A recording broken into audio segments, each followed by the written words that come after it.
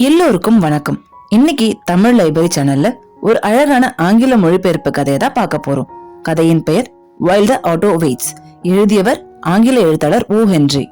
மாலை நேரம் தொடங்க எப்பொழுதும் போல அந்த அழகான பொண்ணு பார்க் பெஞ்சில் அமர்ந்து புத்தகத்தை படிக்க தொடங்கினான். இன்னும் வெளிச்சம் இருந்தது, எழுத்துக்களும் நல்லாவே தெரிஞ்சது. அவனும் அவளை ரசிச்சபடி அந்த பூங்காவை சுத்தி நடந்துகிட்டு இருந்தான். அவனுடைய அதிர்ஷ்ட நேரம் அவளுடைய கையில இருந்த புத்தகம் தவறி கீழே விழ அதை இவன் எடுத்து கொடுக்க ரெண்டு பேருமே ஒருவருக்கு ஒருவர் நேர்ல பாத்துக்கிறாங்க.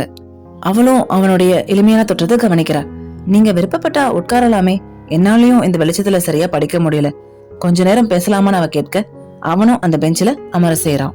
உங்களுக்கு தெரியுமா, இந்த பூங்காவில இருக்கிற இனிய மலர் நீங்க தானு அவன் சொல்ல, இங்க பாருங்க, நான் ஒரு மரியாதைக்குரிய பெண், எந்த தடவை உங்களை மன்னிச்சிடுறேன், இதுக்கப்புறம் இந்த மாதிரி பேசாதீங்கன்னு அவ சொல்ல அவனுடைய முகம் சுருங்குது.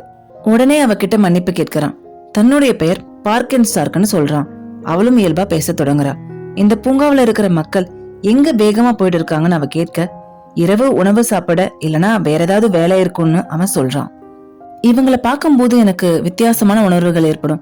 நான் பெரிய செல்வந்தர் வீட்டு பொண்ணு, பணம் பணம் பணம், நகை, ஆடம்பர விழாக்கள், கிளப்பு, அங்க போனா ஜெர்மன் இல்லனா இட்டாலி நாட்டு இளவரசர்கள் வந்து காதல் திருமணம்னு தொந்தரவு செய்வாங்க. எனக்கு எப்பவுமே ஒரு சிம்பிளான வாழ்க்கை மேலதான் விருப்பம். ஒரு சாதாரணமான வேலை செய்யறவங்களை திருமணம் செஞ்சுக்கிட்டு அழகான அமைதியான வாழ்க்கைய வாழணும்னு அவ சொல்லிட்டே, நீங்க என்ன வேலை செய்றீங்கன்னு அவ கேட்கிறா. நான் பெரிய வேலையெல்லாம் செய்யலங்க, இந்த தெருவோட மறுபுறத்துல ஒரு ரெஸ்டாரண்ட் இருக்கே, அங்கதான் இரவு நேர கேஷியரா வேலை பாக்கறன்னு அவன் சொல்றான். அவ தன்னுடைய கை கடிகாரத்தை பார்த்து, எனக்கு நேரம் ஆகிடுச்சு, பூங்காவுக்கு வெளியில ஒரு வெள்ளை கார் பார்த்திருப்பீங்களே, அது என்னுடைய கார் தான். டிரைவருக்கு நான் இங்க இருக்கிறது தெரியாது, பக்கத்துல இருக்கிற பெரிய கடைக்கு போய் நான் பர்ச்சேஸ் பண்ணிட்டு இருக்கேன்னு அவன் நினைக்கிறான். நான் போகணும், ஒரு பெரிய பார்ட்டியை வேற அட்டன் பண்ணணும், திரும்பவும் அதே சுழற்சின்னு சலிப்போட அவ சொல்றா. மறுபடியும் நம்ம சந்திக்க வாய்ப்பு இருக்கான்னு அவன் கேட்க, சரியா சொல்ல முடியாதுன்னு அவன் மழுப்ப, இரவு நேரம் துணைக்கு நான் வரவான்னு அவன் கேட்க, இல்ல வேண்டாம், டிரைவருக்கு சந்தேகம் வந்துடும்னு எனக்காக 10 நிமிஷம் கழிச்சு இங்க இருந்து கிளம்புங்கன்னு சொல்லிட்டு அவ புறப்படுறா. ஆனா மறைமுகமா இவளை பின்தொடர்ந்து போறான். அவ கார் பக்கத்துல போறா, ஆனா காருக்குள்ள ஏறல. சாலையை தாண்டி பக்கத்து தெருவுக்கு போறா. அங்கிருந்த சின்ன ரெஸ்டாரண்ட்டுக்குள்ள நுழைஞ்சு ஒரு அறைக்கு போறா. வெளியில வரும்போது வேறொரு ஆடை மாத்திருந்தா. நேரா கேஷியர் கவுண்டர் கிட்ட போறா.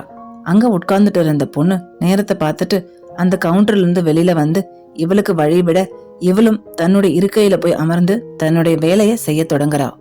இதையெல்லாம் மறைஞ்சிருந்து பார்த்துட்டு இருந்த அவன் சிரிச்சபடியே பூங்காவுக்கு வெளியில நின்றுட்டு இருந்த வெள்ளைக்காருக்குள்ள போய் உட்கார்ந்து தன்னுடைய டிரைவரை பார்த்து, ஹென்றி கிளப்புக்கு போன்னு சொல்றான்.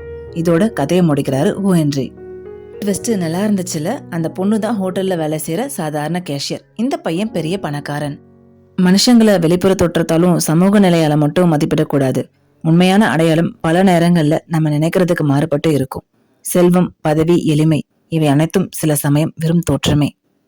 மீண்டும் ஒரு நல்ல கதையுடன் உங்களை சந்திக்கும் வரை உங்களிடமிருந்து விடைபெறுவது யாழிசை.